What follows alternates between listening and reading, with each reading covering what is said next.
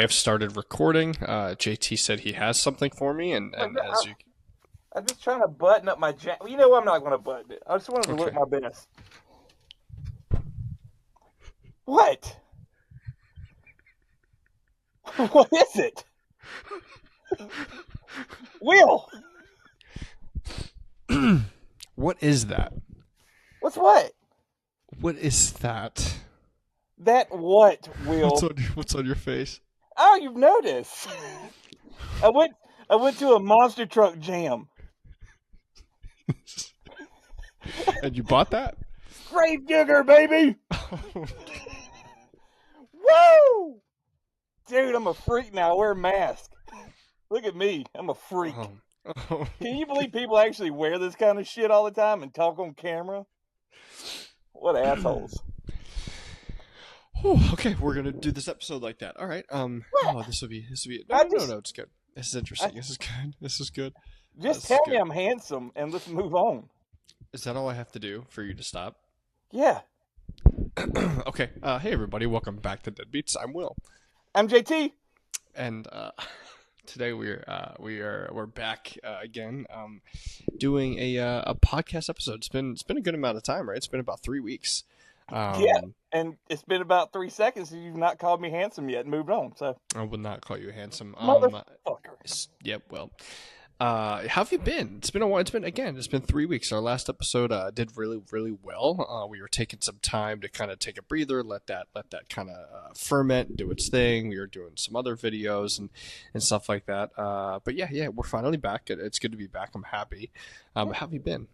I've been great. I've been wonderful. I like our kind of a downtime to go through social media and explore that facet. And we're lining up such big things that we can't really talk about. But it takes a lot away from, we can't just record like we used to, which is, you know what I mean? Like, right. We're very busy. Talking to a lot of people, networking, setting some stuff up. Just like you said, we have a convention that we're going to be that we're setting up for. It's in a few months, but we have a lot of really, really cool ideas for it. And yeah, just networking. You're networking. I'm networking. Making a lot of really, really, really good relationships with our followers, right? And not even followers. I don't like calling them that. Our friends. They're definitely good friends of ours. So our deadbeaters. Our beaters. Our beaters. We love our beaters. We love our beaters so fucking hard. All right.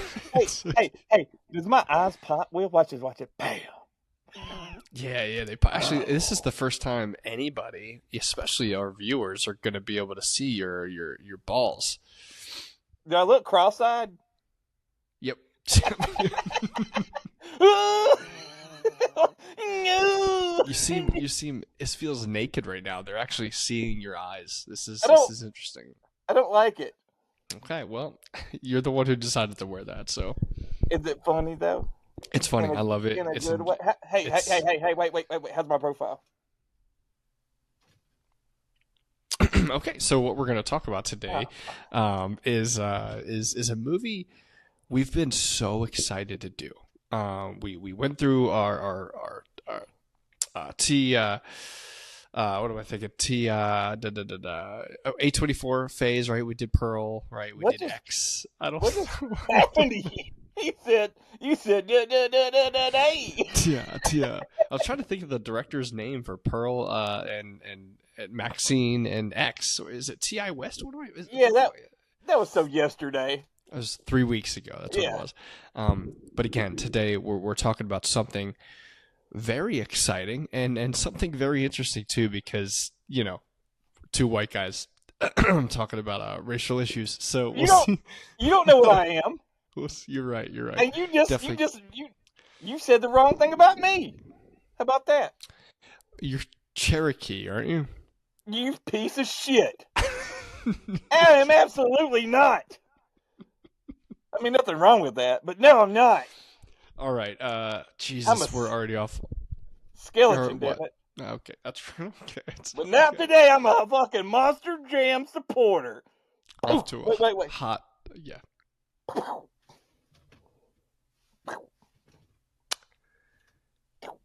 There we go. All right. So glad it's out of your system.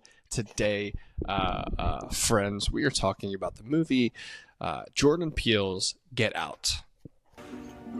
How do you feel now? I can't move. You can't move. Why can't I move? You're paralyzed. Just like that day when you did nothing. You did nothing.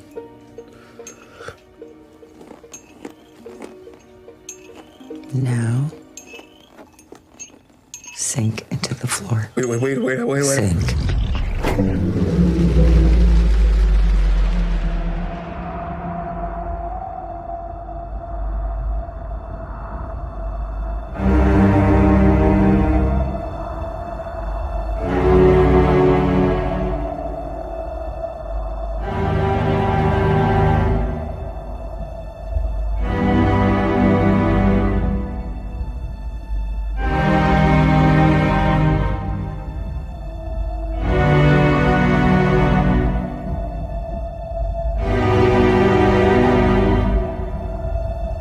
Dude, I don't even know where to start.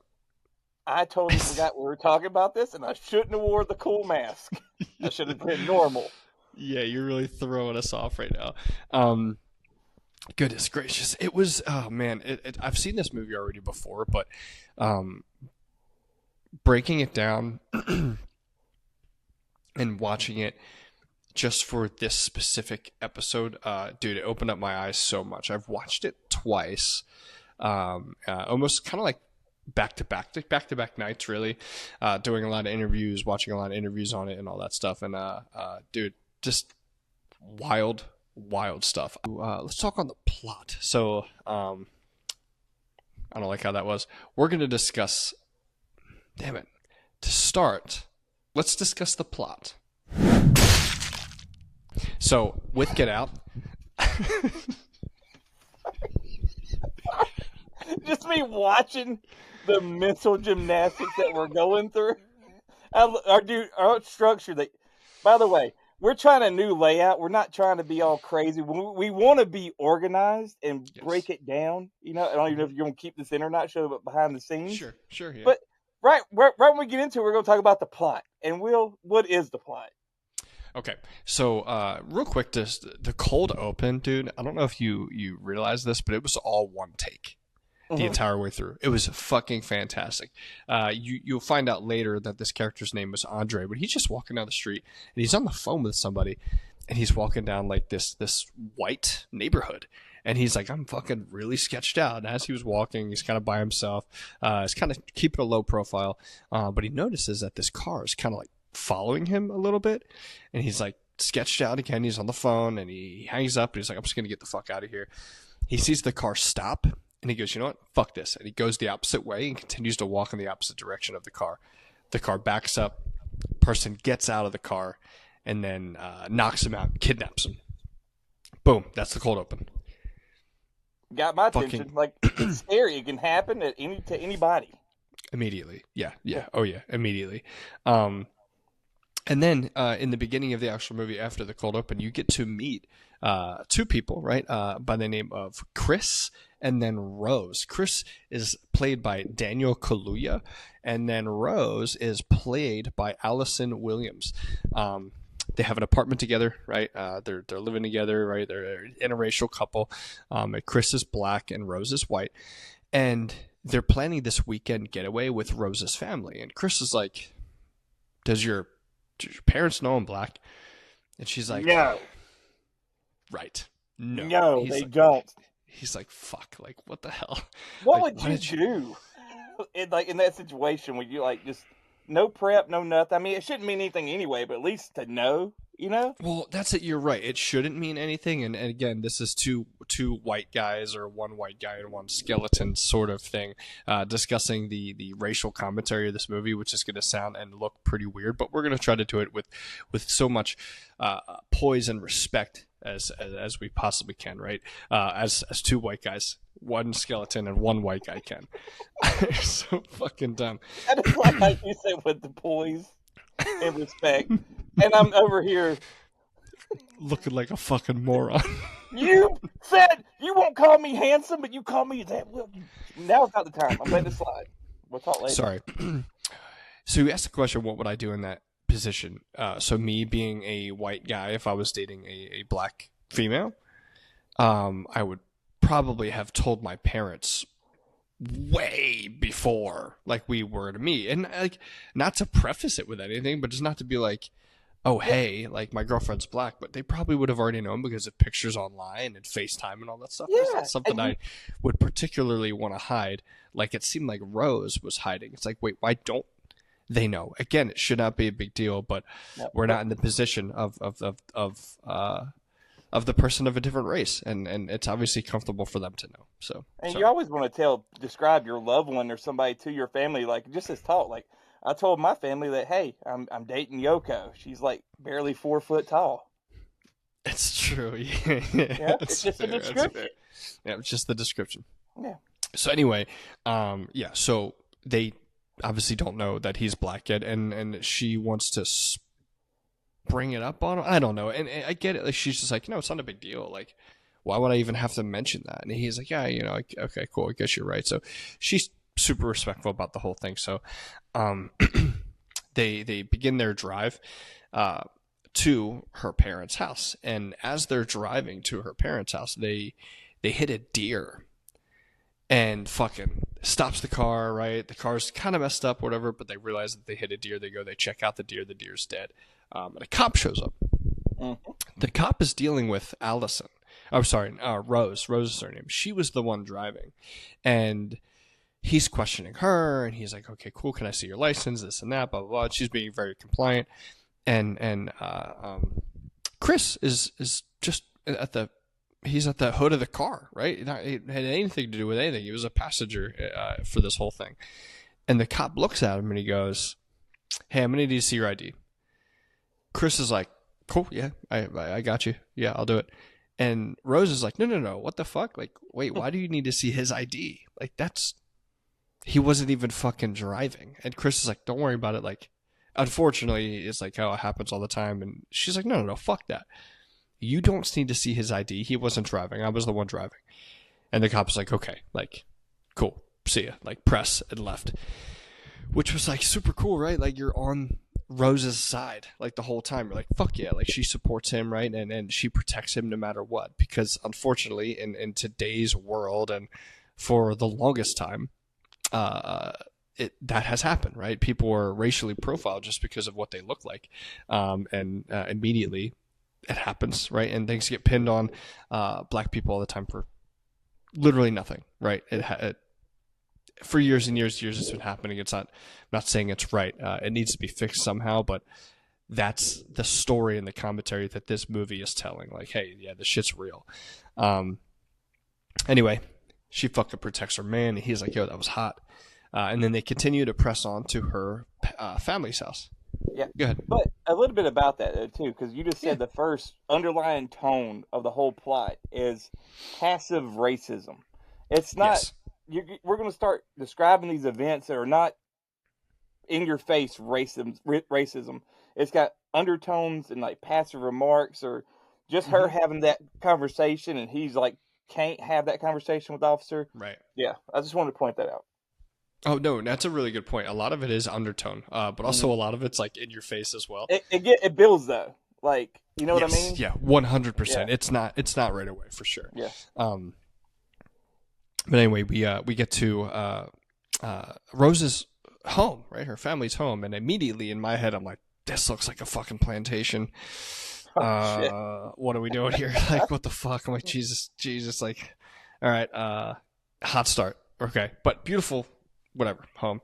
But the first like person that they kind of see as they walk past was the groundskeeper, who just so happened to be a black male, and fucking. Chris is really not really paying too much attention to it, but obviously like the camera does pan in on it to identify like, all right, what are we doing here? Okay. Meets her parents. Parents are lovely people, right? Immediately they're very kind, very sweet. They go in and he's the dad is like showing him around the house, and they go to the kitchen, and they see their housemaid, which is a black female. Yeah. And Chris is like, oh, okay. Like, interesting. But the dad is very like, hey, listen, I know what this looks like. Like, I know my groundskeeper is black. Like, I know my maid is black. But they were very, very, very close with my family, right? With my parents. And since they moved on, they just never left. And We want was to keep them. Yeah, like keep them with us. Like it's part of the family. Okay. Part of the family. Yes. Yeah. Jesus. Yeah. Yes. So they were part of the family, and they stayed around, right? They didn't want to leave because they loved their parents so much. As they're going around the house, they're showing them some things, right? Just kind of seeing pictures and stuff like this, stuff like that. And then they go through like kind of like a family wall picture, and the dad shows a picture of the wall of his father, who had since been gone, has passed, was in the Olympics. And in the 1936 Olympics, and he was an Olympic runner. The Hitler Olympics. Sorry. Yeah, the Hitler Olympics. It was the one that Hitler was there, and his dad was an Olympic runner, and he lost. He came in second place, and he lost to Jesse Owens, Alabama's own, baby. Yep. An Olympic gold medalist in running. And fucking dude, that was like one of the biggest things that Hitler was like, maybe the white race isn't superior. Like the fucking definitely not during that afternoon. You know what I mean? Like he's probably like, oh shit, what the fuck? What the fuck happened? You know what I mean? Like what the fuck? Oh man, and then Hitler eventually dies, which thank fucking God. Yeah. So anyway, the parents try to make this as comfortable as possible, right? They have this dinner scene with Allison, not Allison, I'm sorry, with Rose's brother, which Rose's brother was kind of like not as like undertony as the whole movie is kind of setting out. That's how you act during like luncheons and shit, though. Like the brother. What? Yeah, like, hey, do you like MMA? Do you like fighting? You just sitting there drinking your mimosas. Hey, you want to? How about your biceps? You pull up, bro. You know he's trying to like size him up and like try to like put him in a chokehold. That's you. He's trying to size him up, but he's trying to size him up for a completely different reason. Well, I'm not saying you're doing it for that reason. You're doing it for sexual gratification. No. Jeez, I tell you the story. Okay. Hopefully, you want to go on a tangent. When I was doing some work training a couple weeks ago, and then we went to a church, right, to do some sort of a kind of like walkthrough, and one of the church workers, right, was there, and there was a whole group of us that was at this training, and the church worker was like, hey, what do you guys want to do, some pull-ups? And everybody's like, nah, I'm all right. Everybody's like, no, I'm good. And he's like, oh man, nobody wants to do it. Like, oh, come on, man. And there was like 3 of them that wanted to, and I was like, in my dress shoes and dress pants and dress shirt, because it was like a nice day or whatever. I was like, fucking typical me. I was like, sure, let's do it. Yeah, and then I did it, and I've been ever since then. I've been going back weekly, and doing the competition with the church guys. So I'm right. I mean, what are we talking about here? Fucking weirdo. There's a picture of me doing pull-ups in like loafers. Put it in here. No, I'm not fucking. Put it in here. No, that picture is gonna. No, that's staying far away. I do not do that. I don't size people up at lunch. Anyway, the brother was being fucking annoying, dude. He's like, do you fight MMA? Definitely have the build for it. And he's sound like him and look like him, kind of. I don't look like him. That's one thing I'll. Hey, if you guys, if you're listening to this episode and you think I look like Rose's brother, if I look like him, send me a message on the Deadbeats podcast, and I will. If you think I do, I'll block you instantly. So no. Okay, I won't. We'll I don't think I look like him. They don't. They don't think I look like them. A lot of them actually voted for the mustache to come back, and actually they were the reason why the mustache is back, and it's not you. Ooh, that hurt, huh? Moment of silence. Whoa! Fuck! Sorry. All right, cool. Glad you got that out. Oh God, where am I? I smell toast. It's like that time I licked that battery. Sorry, everybody, we're back. I don't know what happened. Fucking JT kicked fucking something and it stopped recording for whatever reason. I think it was his brain power. He found out that he wasn't the reason why my mustache is back, and he fucking just shut down the power grid. Don't say that anymore. If your lights flickered, it was because of JT. It's the mask. I'm so fucking horrible, Will. Oh, God. You stroke it out. Sorry.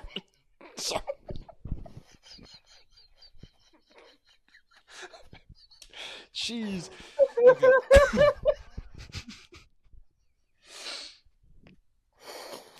Fucking ever mock me again. Pull yourself together, Will. Pull yourself together. All right. So that was dinner. So the next day, they're preparing for a family and friend gathering, right? And one of the undertones became extremely clear here. That I don't know if you noticed that every single guest at the party were driving in a black car. Yep. Every single one, and that was not done by accident. That was a Jordan Peele on purpose kind of thing, and he even mentioned it, like, hey, yeah, they're all black cars, like that was done for a reason. And the groundskeeper, Walter, was there greeting them and being very friendly and giving them hugs and whatever it may be. But anytime we see Walter, he's quiet, 1 to 2 words, very awkward. There was a scene where Chris, or Daniel Kaluuya, was like, hey, this is fucking too much. Went outside, wanted to smoke a cigarette. And fucking, he's there and he sees like the groundskeeper in the distance, and the groundskeeper's just fucking sprinting at him. And then last minute, cuts. Dude, I don't know what the point. I don't know what the point of that was. I get it. I don't know what the fucking point of that was. It makes no sense. Zero fucking sense. Oh God, it made me. It was funny though.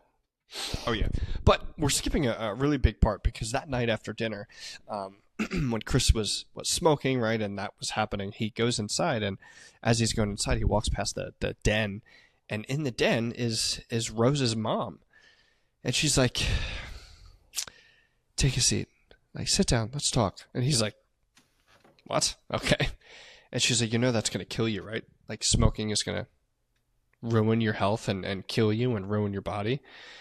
And she's like, let me try to hypnotize you and get you to stop. And he's like, no, I'm good. Like, yeah. I'm okay. Yeah, fuck off. So, okay. Yeah. But she uses her fucking brain power, dude, and starts talking about his family and what happened to his mom. His mom died by getting hit by a car. He could have saved her, though, which is really sad, because apparently she was hit by a car and she was alone for hours and hours and hours. And if he would have just made one phone call, could have definitely saved her, right? So that's like one of the biggest things that Chris is dealing with, right, when it comes to depression and everything within this movie. Not only the obvious like racial tension, right, that's going on in this movie, but also like the you know, the idea of his mom, right, that whole coming back. But the mom, right, Rose's mom has this cup of tea, right, and tinks on it, like claps, tink, tink, tink, tink, tink. What do they do? Tink, tink, tink, tink, tink. Tink, tink, tink, tink. To like get his attention, right? And he's like telling this whole story, and she's like, okay, like whatever. And he like starts to get really sad. He starts to cry. Fucking fantastic acting, dude. By Daniel Kaluuya. Dude, scene was killer. You can see just his face. He goes like blank, and you just see like a tears running down his cheeks. Oh, dude, that scene alone might be the single greatest piece of acting I think I've ever seen. Well, if you would have said top 10. Oh, you motherfucker. Top 10 what? But fucking fantastic. And then Rose's mom begins to stir the tea, and then she goes sink, and he falls deep into this fucking, like, it's called the sunken place. Yeah. He falls into the sunken place. It's like he's in his conscious, in his mind, but he has no control over the body. He sees her as, like, exactly a spectator the whole time. Sees her in this distant screen. It looks like he's floating in space. It's fucking unbelievable and so, like, mind fucking. So then boom, he wakes up to this party, right? Again, all black cars. That was not by accident. And the groundskeeper is greeting them and being very kind and polite, and it's just very weird. They're all there. They're congregating in the party, right? You got fucking Rose is there, Chris is there, obviously the parents and everything, and every single guest is saying some borderline, if not wildly racist stuff to him. Yeah. Like, wildly. Like, it's uncomfortable, and you really sit back and you're like, this shit really happens. You know what I mean? Like, yeah. Dude, well, the one guy was like, black is in fashion. Yeah. Or the one woman was like, is it true what they say? About their sex game and their giant Their kid cutties. Kid cutties. That's a good point. Call back. Yeah. Also, it wasn't a real dick. I know it wasn't a real one, Will. Quit telling me that. I had to look that up. But dude, wild, dude. They're being, like, super fucking racist, and he's, like, obviously super uncomfortable. He's like, I'm all right. Like, he went to go upstairs to call his buddy Rod, which we haven't talked about yet. He's a TSA agent, dude. Fucking, I loved Rod. He's, like, the perfect mix to me of the like comedic relief in the movie. He's so fucking funny. He's watching their dog, and he's sitting there the whole time. He's like, yo, don't go to this fucking white woman's, like, parents' house. Like, they're gonna fucking kill you and probably rape you. Yeah. Chris is like, shut the fuck up, dude. I'm just going to see your parents, like, whatever. And then Chris is, like, trying to just call and update him. Goes upstairs to get his phone. He sees that his phone is unplugged. It keeps getting unplugged throughout the whole movie. Like, it keeps being not fully charged. And who is there every single time but the housemaid, Georgina? And he's like, yo, is she unplugging my shit? Like, what the fuck is happening? And this is where the other racist part goes, like, she doesn't want us to be together, and he goes, it does happen like that sometimes. Right. Now he's thinking that he shouldn't be with her. That's what he's going with. Right. Yeah, absolutely. But even, like, throughout the movie, and again, I kind of getting, like, mixed and matched or whatever here, like, with fucking Walter, the groundskeeper, sprinting at him, and then he looked up at the window prior to that, and Georgina's, like, in the mirror, just kind of, like, fixing her hair. They're just doing weird shit. Like, they're clearly not being human beings, right? There's, like, something there, right? That's just weird. But anyway, Chris goes back to the party, and he's like, yo, I gotta tell my friend, like, Rod, about this fucking guy, because this guy is weird. There's another black guy there, and Chris goes up to him and he goes, hey man, he's like, feels pretty good to have another one here, or another brother here, or something like that, right? And the guy turns around, he acts very weird, very like yes, it is great to have another fellow present at this event. Yes. And the guy's the black guy's wife that was at that party, right? The white wife, much older woman. She's like, hey honey, and he goes, hello. He's like, I just met my friend Chris here, and he seems to be very comfortable now that my presence is here. Yes. And it's like, what the fuck? What the fuck? Chris is like, dog, what? Why are you fucking doing this to me? Why you ratting on me, dude? Like, what the fuck? What's wrong with you? So anyway, Chris is like, I got to get a picture of this guy. I got to send it to fucking Rod, because he's like, he also looks a little familiar. Takes a picture of him. Mm-hmm. And something happens where he just fucking blanks. His nose starts to bleed. And he fucking runs at Chris and he's like, get out! Get out! Get out! Yeah.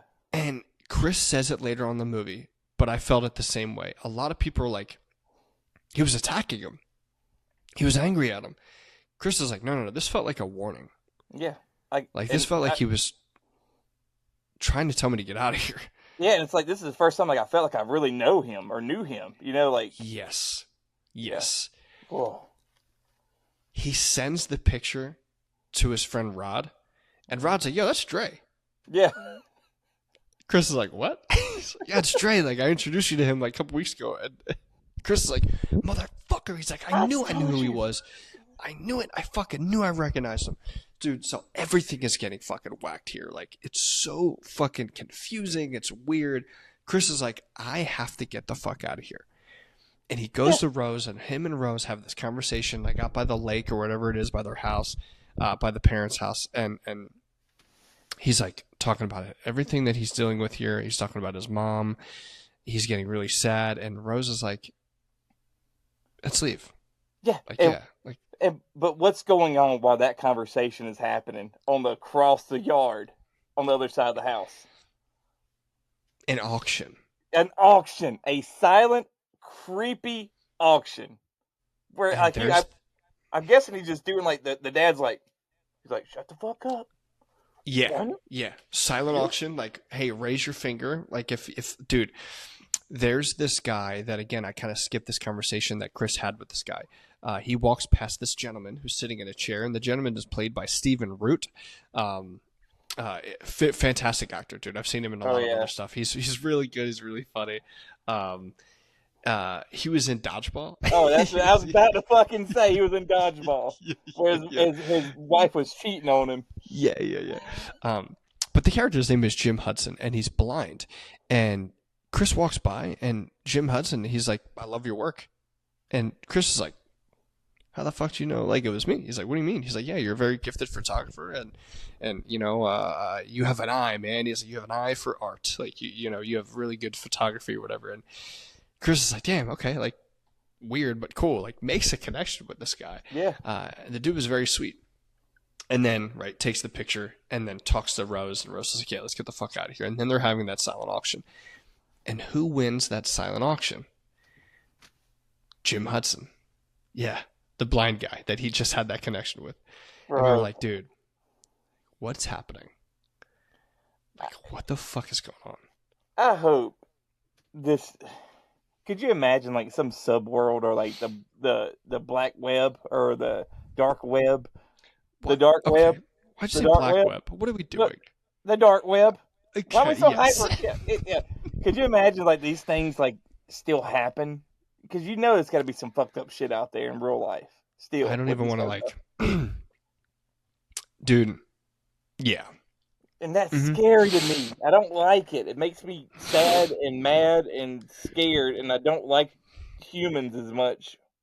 I don't even want to imagine the type of shit that's going on in the dark web. Like, I know the type of fucked up shit that's going on in it, and not because like you hear things, right? And it's fucked up. Yeah, this shit's happening for sure.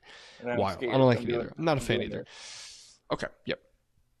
So anyway, Rose and Chris have that conversation, and they're like, all right, cool. Let's go back to the house and start packing up. It's starting to get dark, and all the guests have already gone and left.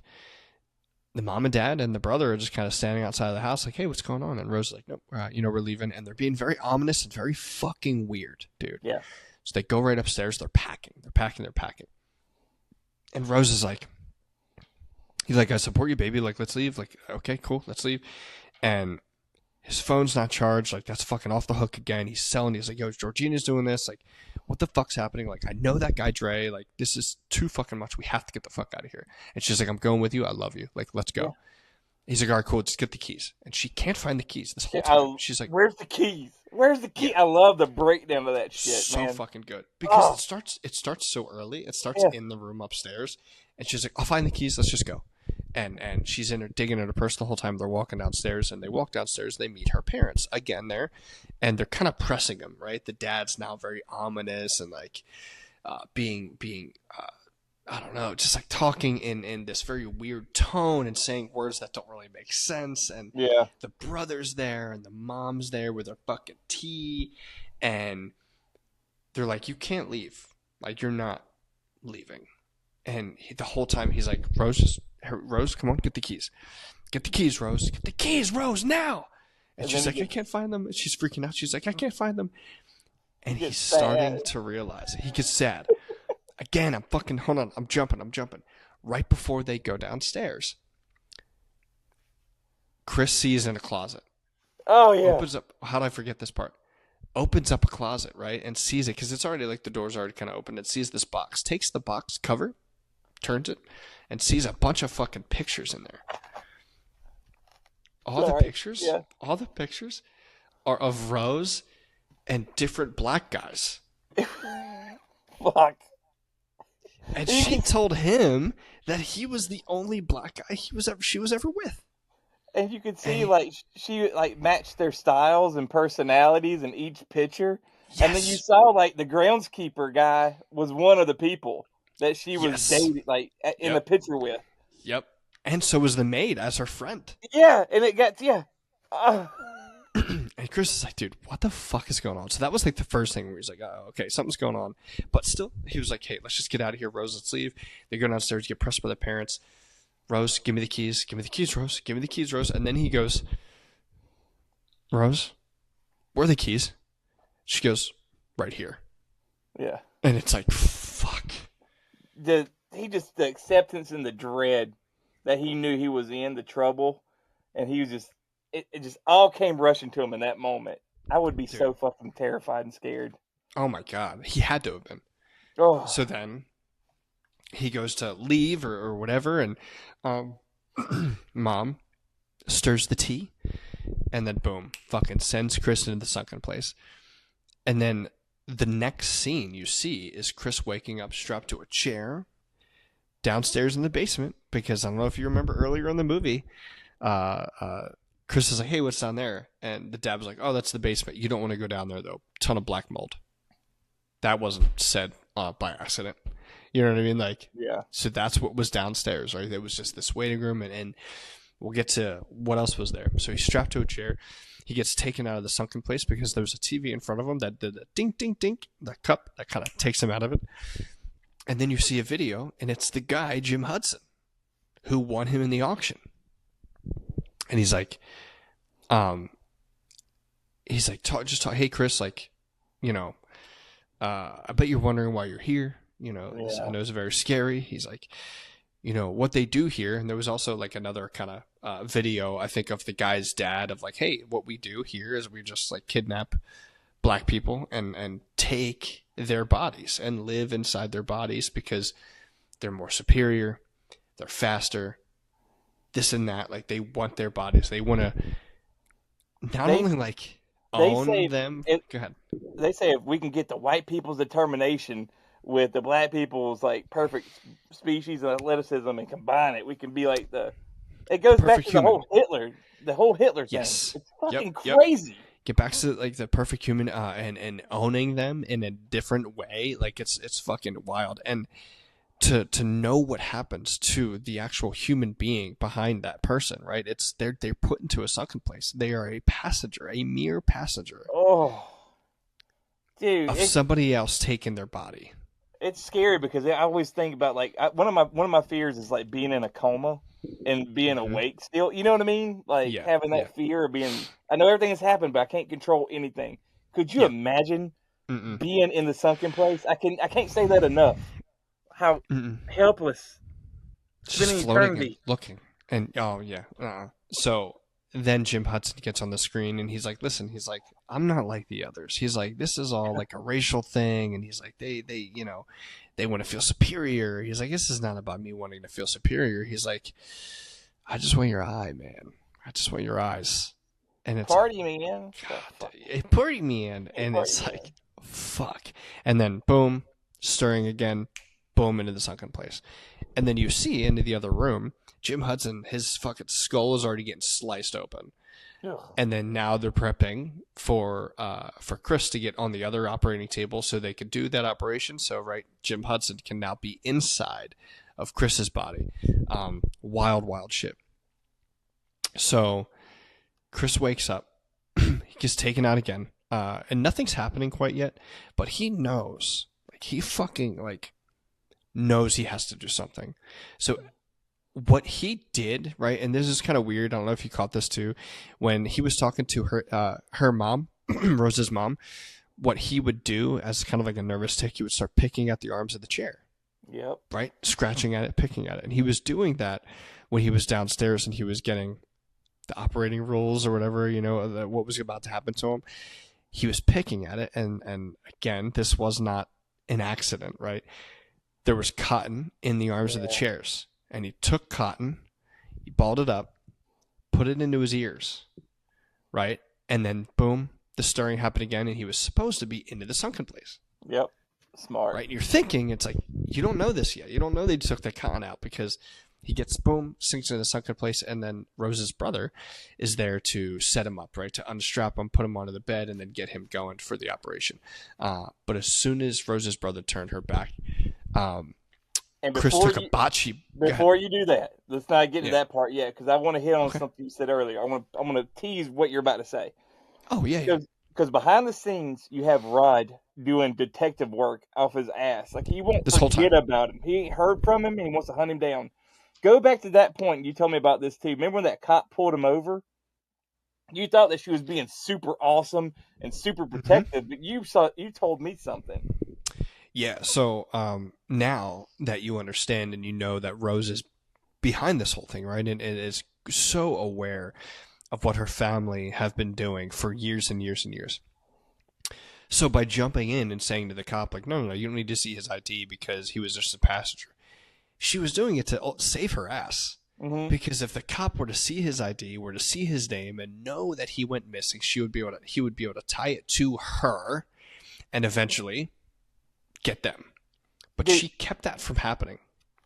It blew my mind when you said that, because I like your when you break it down, and you was really exploring the thoughts, and that really stood out to me. Because then I had Rod over here behind the scenes, like, he just wouldn't give up. Like, he didn't hear from him, and he couldn't find him. But then he made a phone call, and she picked up. Do you remember? Yes. And she's like, yes. Oh, no. Chris, is that you? Are you there? Mm-hmm. And just being a fucking freak, dude. And then she's like, she knew she couldn't manipulate him. Then she's like, I know you want to fuck me, Rod. I know you want to have sex. He was, oh, this bitch right here. Hey, I'm going to record it. I got you. And it's just, so I'm just glad he had a friend. And hopefully you'll be my best friend like that. If I ever go missing, you would be like, hey, I ain't heard from JT in like 2 weeks. Yeah. Let me. I could play it off and say no, but obviously, if I didn't hear you from 2 weeks, I would fucking do everything I could to make sure you were okay. Yes. Okay, yes. Sorry. I just want to do all that to say you will save me. Go ahead. Sure. Okay. Anyway, Chris wakes up, right? Fucking brother is about to take him off and has to turn around to grab something, and Chris takes a fucking bocce ball and hits him in the back of the head. And then that's where you see Chris takes the cotton out of his ears, like, fuck you, right? This fuck you now. Hits him with the bocce ball, kills him, right? Thinks he's dead. And then he looks around the room and he sees like this deer fucking bust that's on the wall. And you're like, oh, what the fuck's he going to do with that? And then the next scene, you see Rose's dad, like, he fucking hears something, and he goes, like, what the fuck? Like, where are they? Like, where the hell is he? Like, I need to start this operation now. And then, boom, immediately, fucking Chris hits him with the antlers of the deer bust and fucking kills him that way, dude. So fucking sick. So fucking different, dude. Ooh, I loved it. He was all walking around bloody and dying slowly and falling on the ground. Dude, so fucking good. And then you're like, fucking bet, dude. The fucking brother and the dad are killed. Easy going now. Too easy. Just fucking walk out the front door. Send it. Not quite. Yeah. So he goes upstairs, and he as he's walking upstairs, and it's so weird how he does it. He's just like, he has no sense of urgency. I think the entire time he's just like over it. You know what I mean? Like it's a fucking like drained. Oh, yes. Like, not this fucking shit again. Like, and no sense of urgency. He's just like, motherfucker, like, get me the fuck out of here. But he walks upstairs, and as he's walking upstairs, he sees the mom, and the mom sees him, and they see the mom's cup. Like freaked out, and he's like, they see the cup. All she has to do is fucking stir it, and he's down, right? He's in that sunken place. He fucking runs, knocks it off, and fucking breaks it. And then she's like fucking standing there, and she sees like a fucking letter opener, and she tries to stab him with the letter opener, and he eventually fucking takes it, overpowers her, and stabs her, kills her with the letter opener. Boom. Too easy, right? Oh, I wish that would have been a lot more painful for her. I hate that bitch. She was a fucking bitch. Yeah, oh yeah, for sure. And then he goes to go out the front door, and then guess what happens? Rose's brother's still alive, so he's using all these fucking mixed martial arts moves, I like can he do said. more pull-ups than you. And he's like, it's funny because like he said earlier, like those mixed martial arts, like they're always like fucking 3 steps ahead. Like they're always 3 steps ahead. And you'd think that the fucking brother would be on that, right? Would be able to fucking overpower him, but no, because fucking dude, Chris is always 3 steps ahead because he tried the first time. The bocce ball, dude. Sorry. Because the first time he got him, he went to go to the door, and then fucking as soon as he went to go to the door, the fucking brother kicked the door and shoved him back again. So he's like, oh, I gotta fucking, okay, all right, again, 3 steps ahead. He's like, I'm gonna do this again. So as soon as he went to the door to open it, the brother went to kick it. Fucking Chris took that letter opener and stabbed him in the fucking leg. Ends up killing the brother, which fucking thank God, because he was a fucking piece of shit. Yeah. Chris gets out of the house. Gets into the car, the brother's car, goes to speed away, which was the brother's car. I don't know if you noticed, was the same exact car in the beginning. Oh no, I didn't notice that. Yeah. When Andre in the very first scene was taken, very same car. Anyway, takes it right, goes to leave, and hits Georgina. And fucking, god damn it, Chris! As soon as he hits her, he's like, "Fuck."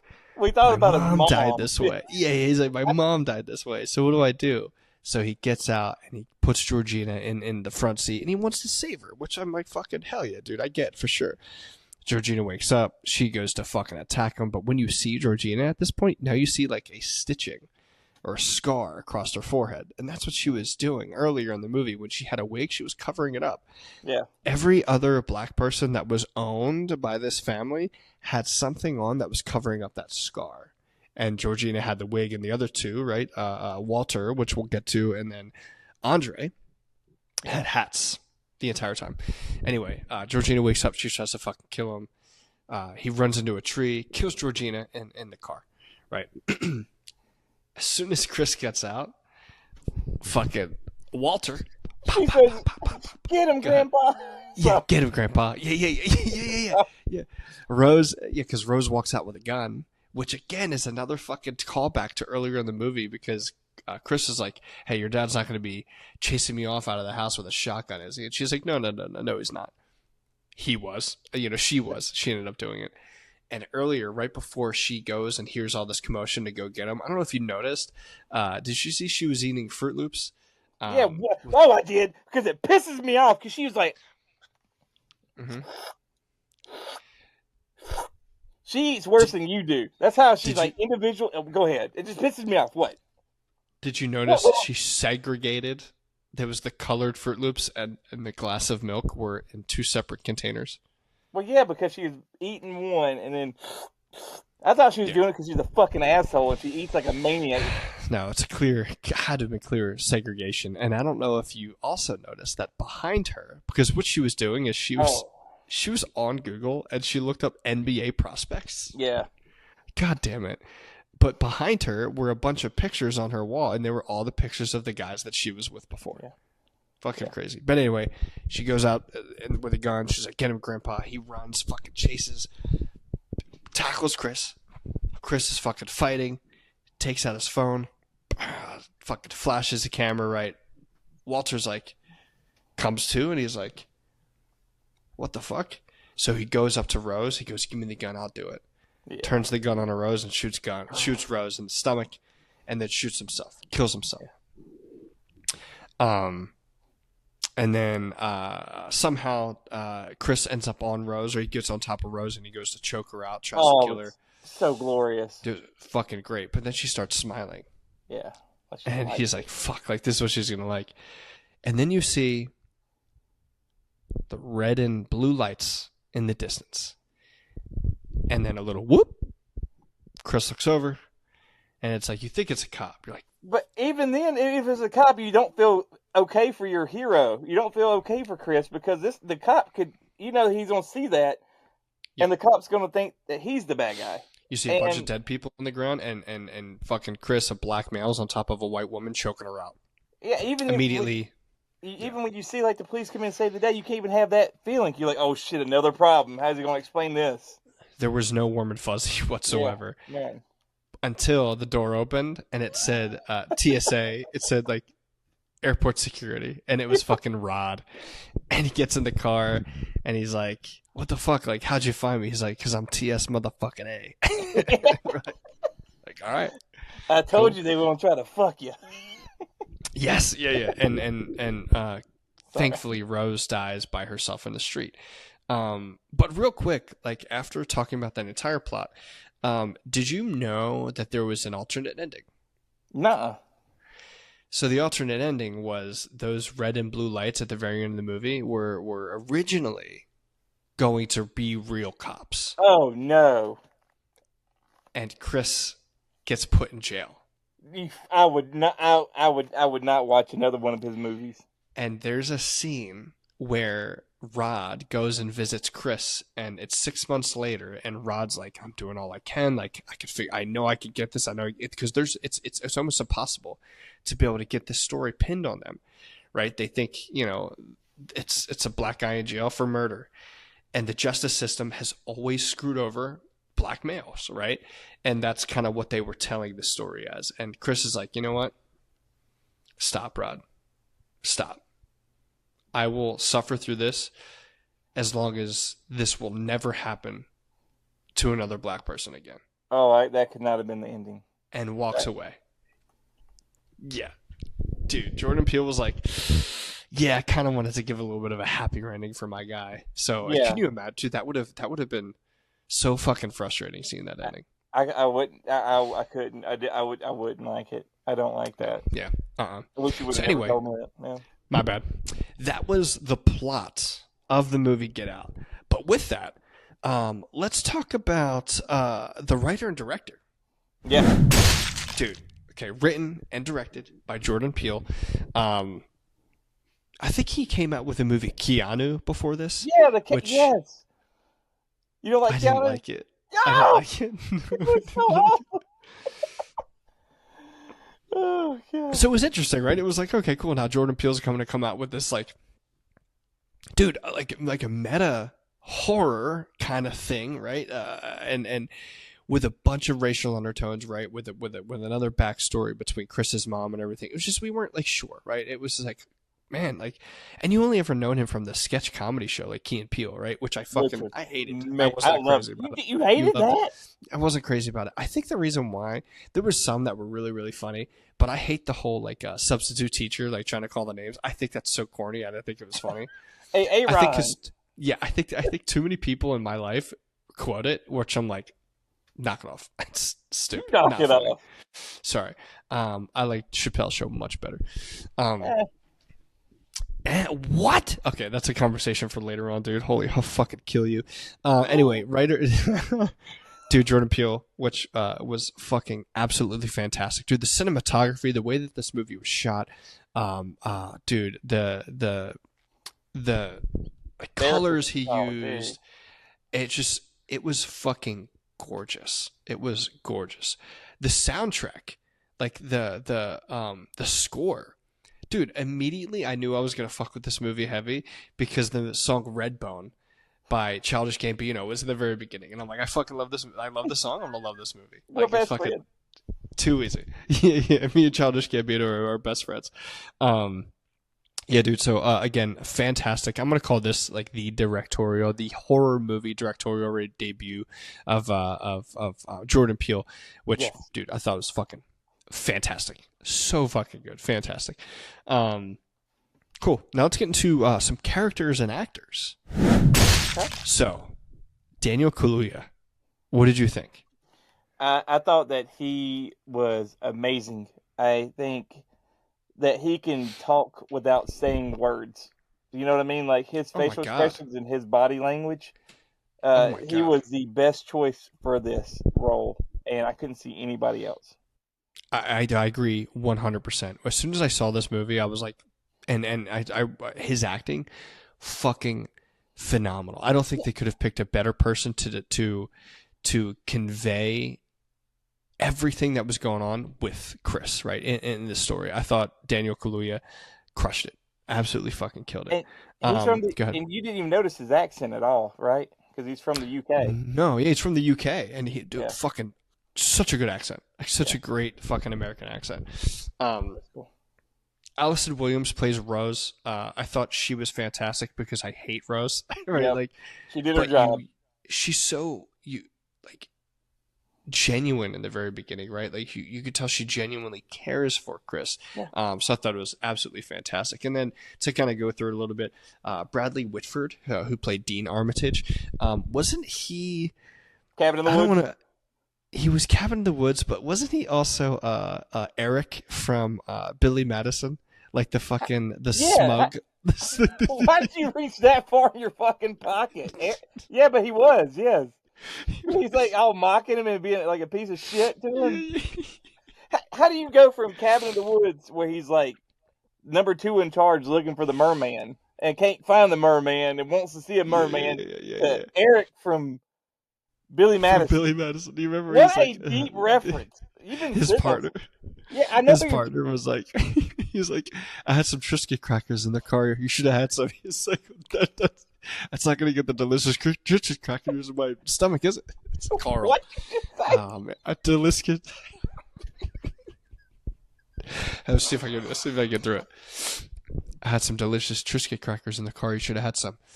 Yeah, well, that's not going to get the delicious Triscuit crackers in my stomach now, is it, Carl? There it is. But yeah, he was Billy Madison's nemesis. Yes. Fuck. Dude, yeah, sorry for that deep pull. But Bradley Whitford played Dean Armitage, and with that, Catherine Keener, I don't know if I'm getting her name wrong, played Missy Armitage. What were some things that you saw her in, dude? I don't know right now because I just see her and I want to punch her right now. What do you? She was in the 40-Year-Old Virgin. Oh, she was the yes. Yeah, How do you... she was his love interest, Steve Carell's love interest. Yeah, God, in 40-Year-Old Virgin. Yeah, I want to punch her. Yeah. And then this guy named Caleb Landry Jones played Jeremy Armitage, right, which was the brother. Fuck him. You got Marcus Henderson, who played Walker. Betty Gabriel, who was an absolutely fantastic fucking actress. She played Georgina. And then obviously you had Lakeith Stanfield, Andre, and then Stephen Root. Jim Hudson from Dodgeball. And then you had Lil Ray Howery, who played Rod, which fucking fantastic. Dude, great cast. Yeah. Great fucking cast. You can tell that they all put in their their A game with this too, and like just trying to make this movie the best possible thing. I don't think anybody was miscast at all. No, I don't think so either. I don't think so either.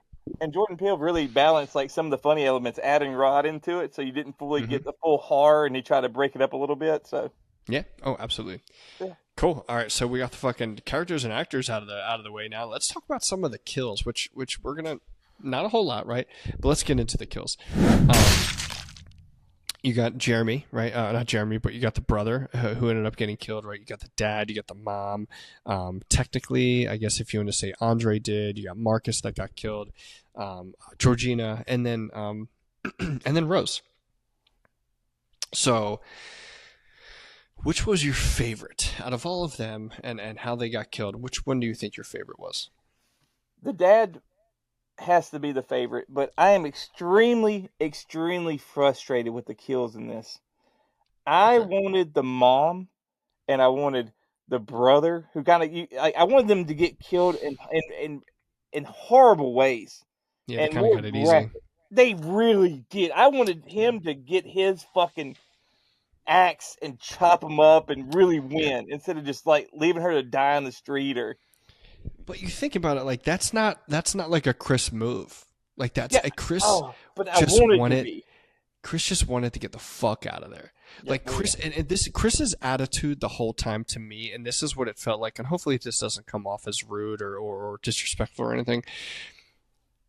but how many times, again, do you hear, especially like from coworkers that I've had, right, or even friends that I've had, right, or people that you just talk about, like especially in my work center, when there's a big kind of like uproar of an unjust killing of a black person, right, we have to have these conversations, right? These things need to be talked about.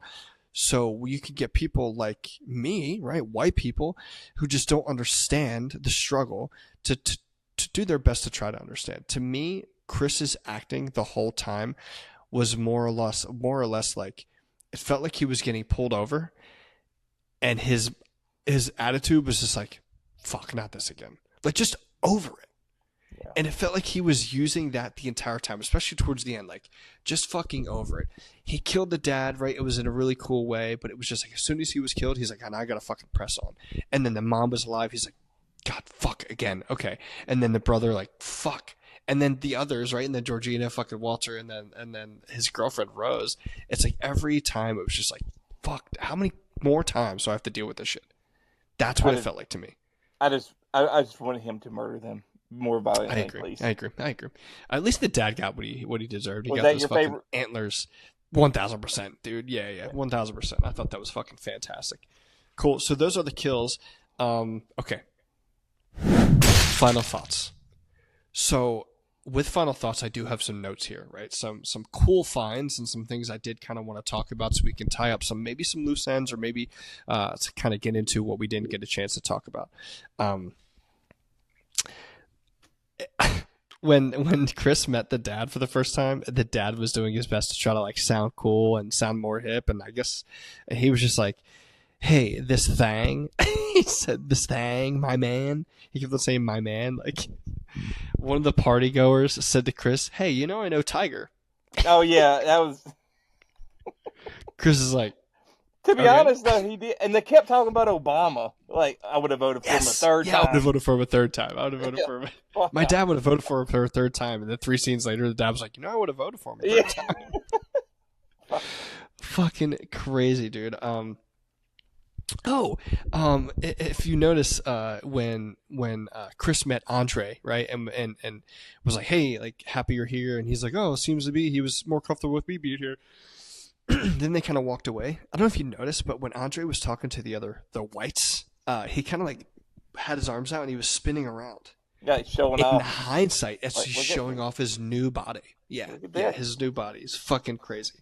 Some other things I have, the Rose thing here, right? I talked about the cereal, pictures that were behind Rose, picking the cotton from the chair.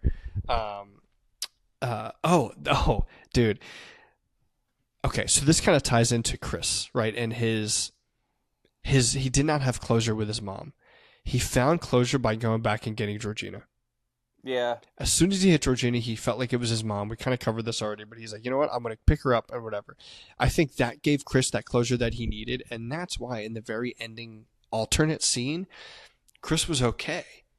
Because the battle that he was facing against his mom was like, that was done and that was over with, and he's like, you know what? At least another, like, everybody else is safe now.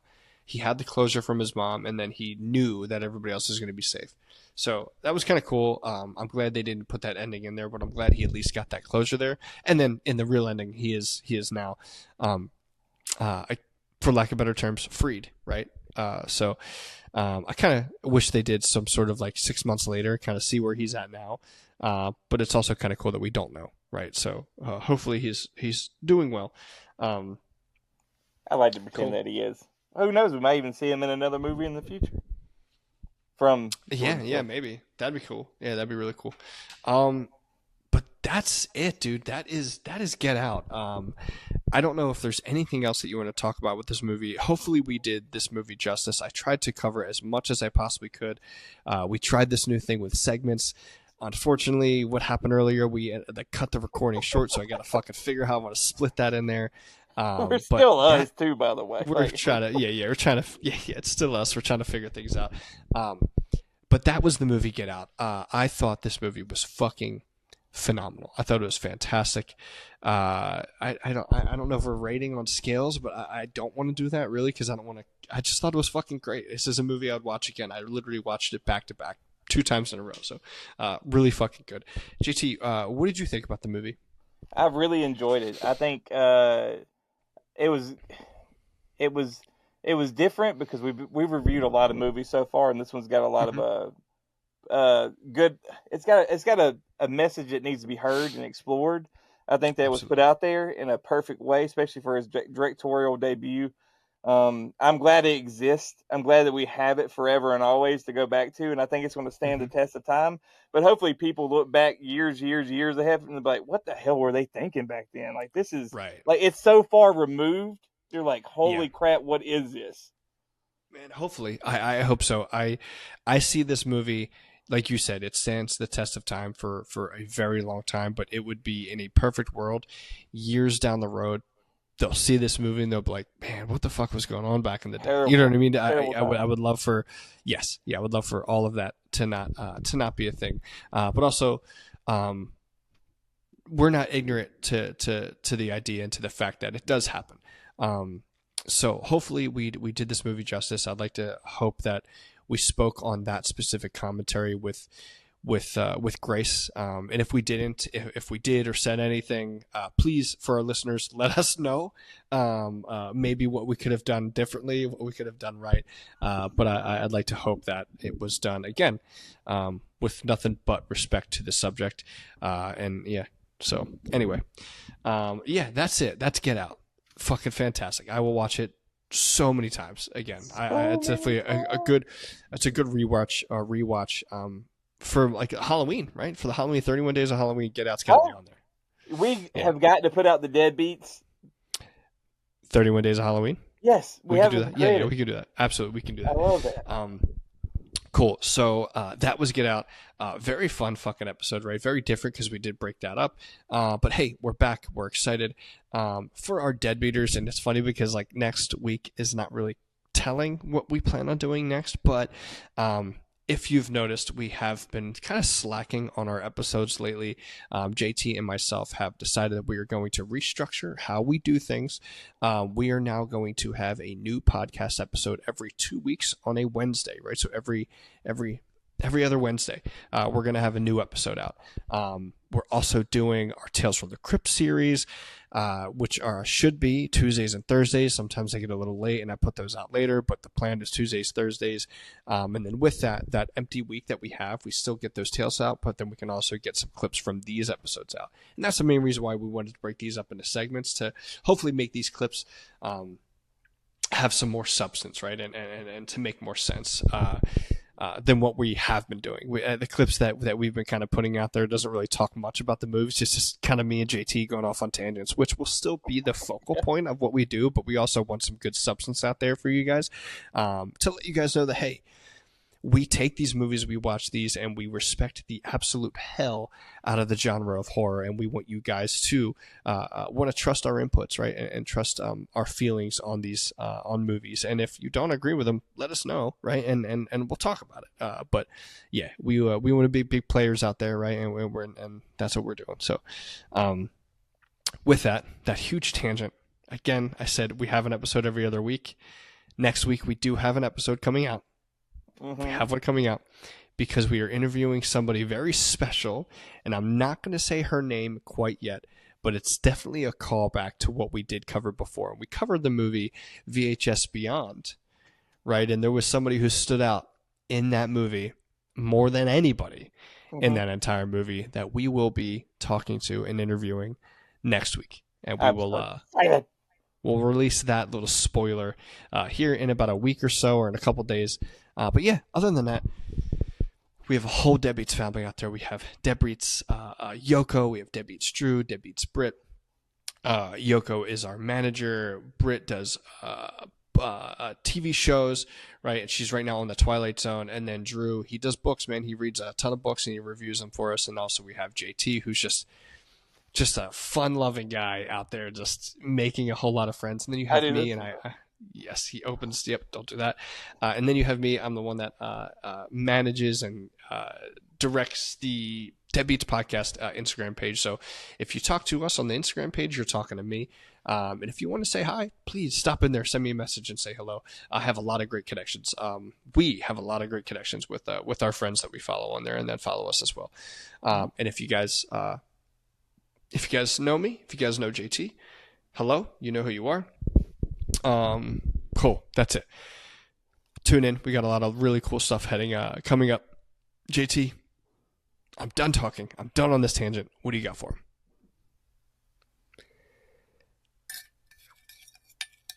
Hey, Will.